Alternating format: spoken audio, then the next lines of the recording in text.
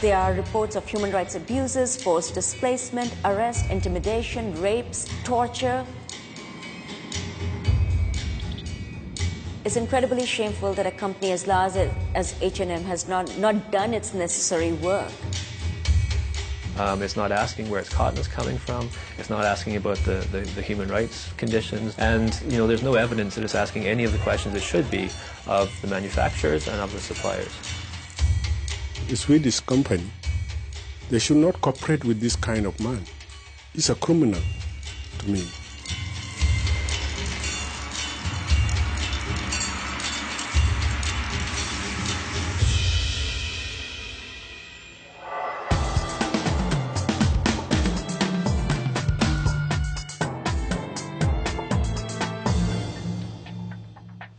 För 2 år sedan granskade vi Hennes & Mauritz. Då handlade det om de svåra arbetsvillkoren för textilarbetarna i Sydostasien. Vi berättade om löner som inte går att leva på och om riskfyllda arbetsmiljöer. Och de här reportagen väckte stor uppmärksamhet. Ikväll granskar vi på nytt den svenska klädjätten och vi ska till Afrika där H&M hittat en ny marknad att producera kläder så billigt som möjligt. Men den här gången handlar det om betydligt allvarligare saker än löner.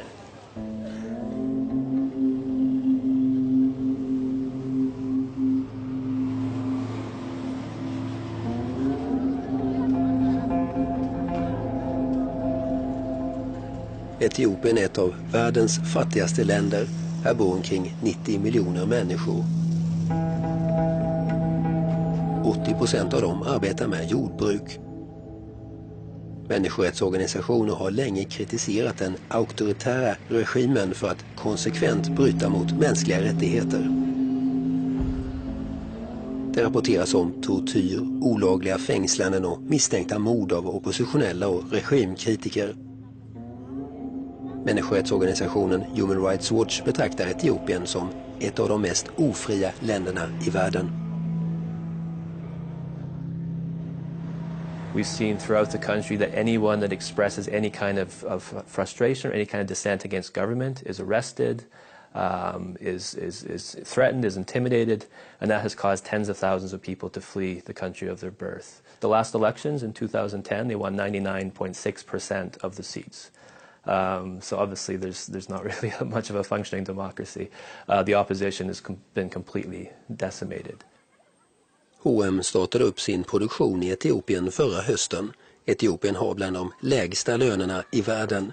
Enligt H&M's egna uppgifter är genomsnittslönen för en sömnadsarbetare i fabrikerna de använder motsvarande omkring 375 kronor i månaden. H&M säger själv att de i likhet med sin verksamhet i Bangladesh och Kambodja ska arbeta för att höja lönerna och att de bidrar till landets ekonomiska utveckling genom sin närvaro. Det lokala facket är positivt till H&M's etablering, men utländska bolag som kommer till Etiopien ska inte bara se till att arbetarna får rimliga löner. Det finns ett större ansvar. Tittar man på FNs riktlinjer för företag och mänskliga rättigheter så ställer de oerhört höga krav på företag att göra riskanalyser när man går in i ett land som har en väldigt repressiv regim och där det finns risk för allvarliga kränkningar av mänskliga rättigheter. Och de riskanalyserna, att man lägger så stor vikt vid det handlar ju om att man inte får legitimera regeringen på något sätt, utan företagets närvaro ska stärka det civila samhället. Tycker du att H&M i Etiopien-fallet lever upp till de riktlinjerna? Det saknas ju mycket när det gäller transparens. Vi skulle gärna vilja se den riskanalysen. Har ni fått se den riskanalysen? De har inte publicerat den offentligt, nej. H&M säger alltså att de gjort omfattande riskanalyser både av Etiopien som land och av de leverantörer de godkänt när det gäller bland annat mänskliga rättigheter. Men inte heller vi får se riskanalyserna när vi frågar.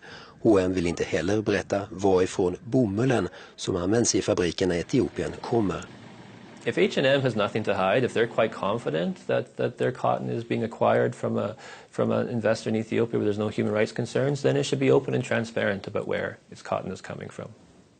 H&M anlitar 3 textilföretag i Etiopien. Det är Almeda Textile, GG Super Garment Factory och MAA Garment and Textiles. Vi får uppgifter om att ägaren till ett av företagen, MAA Garments and Textiles, som ligger här i Mekele i norra Etiopien, anklagas för delaktighet i allvarliga brott mot de mänskliga rättigheterna. Uppgifterna kan också kopplas till den bomull som textilfabriken använder. Vi bestämmer oss för att undersöka uppgifterna. Vi börjar med att titta närmare på ägaren av MAA Garments, Sheikh Mohammed Al-Amoudi. Mohammed Al-Amoudi är arabvärldens näst rikaste och intar plats 79 på listan över världens rikaste personer. Sheiken har också stora affärsintressen i Sverige. 1994 köpte han det svenska oljebolaget OK, numera Preem. Han är delägare i bygg- och industrikoncernen Midrock och sysselsätter omkring 15 000 personer i Sverige. Den svenska regeringen har tilldelat Al-Amoudi Nordstjärneorden 2 gånger för hans förtjänstfulla insatser för svenskt näringsliv. I believe in Sweden. I believe in the system. Even time to time there is change of government. That's not my problem.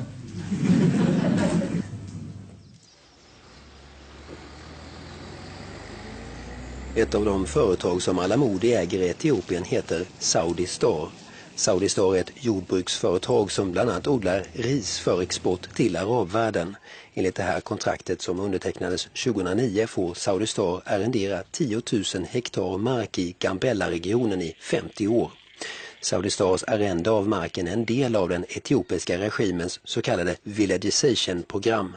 Från början var det ett biståndsprojekt finansierat av bland annat Världsbanken. Tanken är enligt regimen att de vill låta företag industrialisera den etiopiska landsbygden för att bland annat skapa jobb och välstånd. But what we saw with villagization in Gambella and elsewhere is that villagization was done through force. You were forced to move by the military to those villages. If you refused to move, you were arrested, you were beaten, you were threatened, and that caused thousands of people to flee Gambella into South Sudan and into Kenya. Enligt människorättsorganisationen Human Rights Watch planerar regimen att förflytta omkring 1,5 miljoner människor i 5 regioner. Bara i Gambella beräknas hittills 50 000 personer ha förflyttats. Invånare i stammen Anuak berättar hur de blivit tvångsförflyttade eftersom Saudi Star ska odla ris på marken.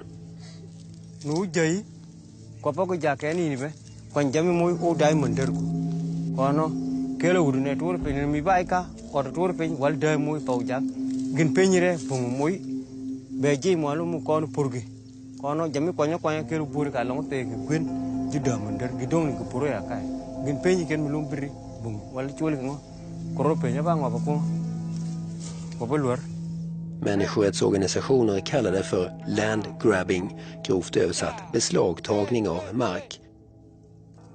Oakland Institute, som gjort studier åt bland annat FN och amerikanska regeringen, har intervjuat flera hundra personer som vittnar om brott mot mänskliga rättigheter i olika delar av Etiopien där villagization-programmet genomförs. They're being locked up behind bars. Women and children are being raped. There is no consultation. They're being forcibly evicted. There is no choice.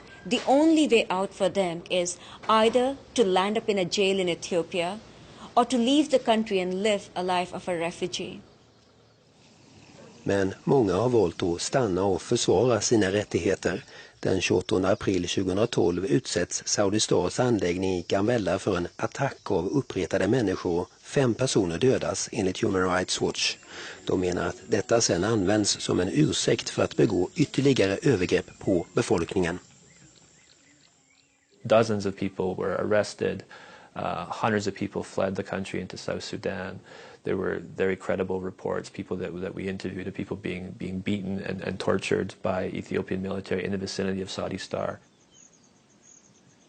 En av dessa vedergällningar ska ha skett i byn Pokedi där Okok Oyulu är stamledare. Han har lett protesterna men tvingats fly och bo nu i exil i Kenya. Human Rights Watch rapport visar att flera personer ska ha dödats när säkerhetsstyrkor gick in i byn. These people, they are soldiers from Alamuddin farm. And they went into Pokedi village and shoot the people. So even though these people were killed by the soldiers from Alamuddin farm, I would say it's Alamuddin who killed my villagers. Not only these people, so many people were killed in that area.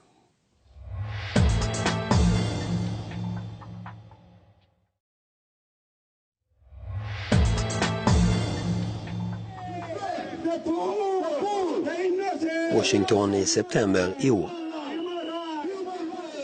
Exil-etiopier protesterar mot landgrabbingen i deras land. Anledningen är en konferens anordnad av Världsbanken och Internationella valutafonden som precis ska starta. Ämnet är just landgrabbing. Och en av de som bjudits in att tala är Anuak-ledaren Okok Ujulu. My speech echoes a big no to Ethiopian apartheid and presents the anguish and death of voiceless indigenous population, languishing in blood, suffering, insecurity, torture, and life imprisonment in Ethiopia. Sheikh Alamuddin is a part of government plans, and we as indigenous is better to die than to give away your respect, your honor, and your property. Vi frågar H&M om varför de valt att samarbeta med Sheikh Alamoudi, en person som alltså kritiseras för att tjäna pengar på tvångsförflyttningar av ursprungsbefolkningar med anklagelser om våld, mord och våldtäkter som följd. H&M svarar via mejl. Det har kommit till vår kännedom att Sheikh Alamoudi anklagats för landgrabbing i andra delar av Etiopien än de regioner där våra textilleverantörer är etablerade. Vi samarbetar med externa experter på området för att utröna vårt ansvar i affärsrelationer som kan kopplas till industrier som inte är relaterade till vår egen bransch. Men hur är det med bomullen som används i fabrikerna H&M anlitar? Kan det vara så att den kommer från områden som är utsatta för landgrabbing? Vi frågar på nytt H&M, men de svarar bara att den kommer från Etiopien och Indien. De vill heller inte uppge vilka bomullsleverantörerna är. H&M skriver i ett mejl att de inte kan garantera att den inte kommer från områden som är utsatta för landgrabbing. Idag går det inte att spåra ursprunget av konventionell bomull då möjligheten att spåra bomullen till ett specifikt bomullsfält är begränsad. Eftersom bomullen blandas från olika regioner vet vi inte ursprunget av den bomull som används i just H&M's produkter.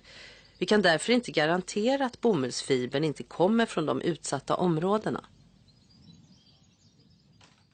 Vi bestämmer oss för att försöka spåra var H&M's bomull kommer ifrån. Vi får uppgifter om att en del av den bomull som används i Sheikh Alamoudis företag MAA Garments and Textiles, som H&M alltså anlitar, kommer från en region i södra Etiopien, Omo Valley, och en farm som heter Omo Valley Agro Industries. De ingår i en företagsgrupp som heter Amibara Business Group. När vi frågar Sheikh Alamoudis informationskontor dementeras uppgifterna om denna koppling. MA Garments does not purchase cotton from Omo Valley Agro Industry. It also does not have any business relationship with Omo or Amibara Business Group. Men stämmer detta? Vi ringer upp Sheikh Alamoudis textilföretag MAA Garment and Textiles. Vi använder fingerade namn och ett påhittat företag. Vi säger att vi vill köpa kläder av dem. Efter upprepade samtal under flera veckors tid börjar till slut den högt uppsatte chefen vi talar med avslöja information. Do you have your own cotton? Where does the cotton come from? 20% of our demand is from our farm. 80% we collect from these farmer investors. How many suppliers do you have? Yeah, more than 10, yeah. Aha, okej. Enligt den högt uppsatte chefen på Alamoudis textilfabrik köper de alltså bomull från fler än 10 leverantörer, och en del av bomullen som Alamoudis företag använder odlas i Omo-området i södra Etiopien. The area, that area is South Omo. Yeah. Around that region there are many cotton farmers. Okay. So it is not one. UNESCO har utsett Omo Valley till ett världsarv. Här bor omkring 200 000 människor som tillhör några av Afrikas mest unika och traditionella etniska grupper som Mursi och Kara. De lever huvudsakligen av jordbruk och boskapsskötsel.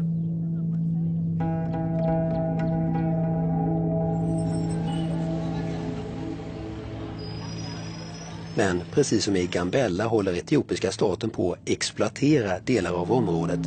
Human Rights Watch menar att detta har lett till att tusentals människor har tvångsförflyttats.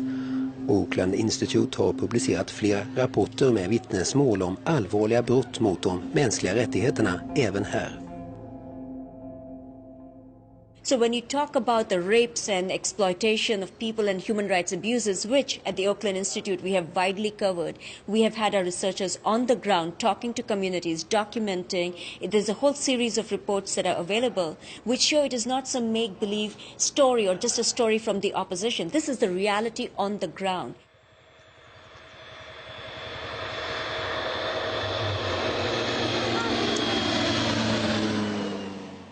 Den högt uppsatte chefen på Alamodis textilföretag berättar också att deras huvudleverantör heter Amibara Business Group.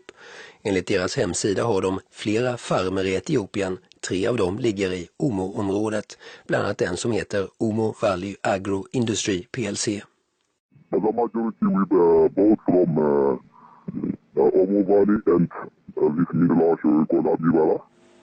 So Amibara is that your main supplier then? Yeah, those are our main suppliers.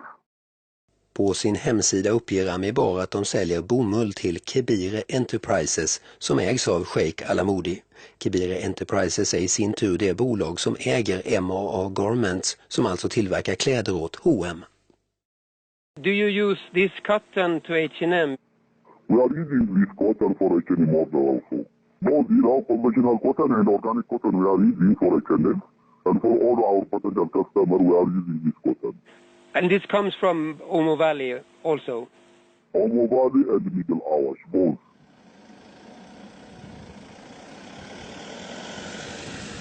Vi åker till England och träffar exil-Etiopien Nykav Ochala.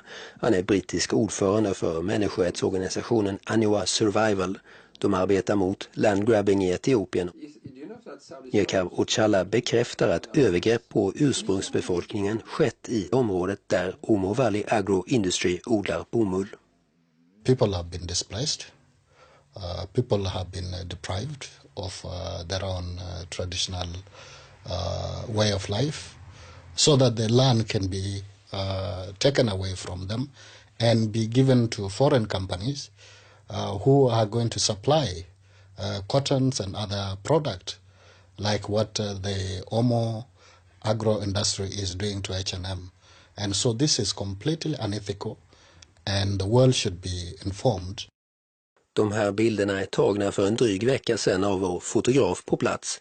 De visar marken där Omo Valley Agro Industry har sina bomullsodlingar. Enligt Anua Survival är omkring 40 000 personer ur ursprungsbefolkningarna beroende av de tusentals hektar där det idag odlas bomull. They are the poorest of the poor and it is the people who suffer. And so the buyers should be aware of the injustice that is brought by companies like H&M. Well, if H&M is selling clothes with cotton from Omo Valley, first of all, it's incredibly shameful. It's incredibly shameful that a company as large as H&M has not done its necessary work. And I find it hard to believe that the supply chain would not have done the necessary work to find out where this cotton comes from. Sammanfattningsvis, vår kartläggning visar alltså att H&M via mellanhänder köper bomull som kommer från områden där det enligt människorättsorganisationer förekommer landgrabbing och tvångsförflyttningar. Vår granskning visar också att H&M samarbetar med en företagsledare, Sheikh Alamodi, som anklagas av människorättsorganisationer för delaktighet i landgrabbingen.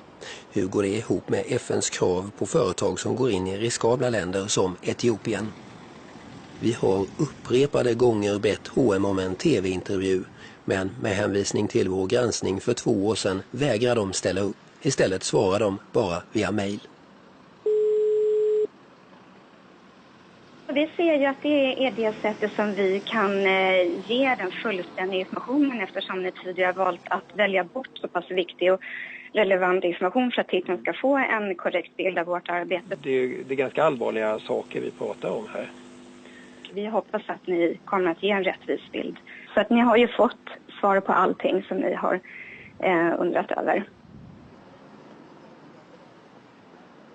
Som vi redan berättat tillbakavisar Sheikh Al-Amoudi våra uppgifter om att MAA Garment använder bomull från Omo Valley Agro Industry eller Amibara Business Group. Han ställer inte heller upp på en tv-intervju. Angående anklagelserna om medansvar för brott mot befolkningen i Gambella får vi följande svar. Saudi Star wishes to make it clear that no human rights abuses took place to its knowledge on its land, and that it would not countenance such abuse if they had occurred. It further denies any administrative connection between its investments and regional security measures which are undertaken wholly by and on the authority of the Ethiopian government. It would like to remind interested parties that any government security activity must be seen in the context of a murderous attack by persons unknown on Saudi Star personnel on April 28, 2012. I think it's very disappointing that we have a large, reputable Western brand going into Ethiopia and not asking any of the questions that it should about the activities that are happening there. It's not asking where its cotton is coming from. It's not asking about the human rights conditions on the places where it's sourcing its materials. And, you know, there's no evidence that it's asking any of the questions it should be of the manufacturers and of the suppliers. For H&M to continue doing business and make profits because the people cannot speak is a crime.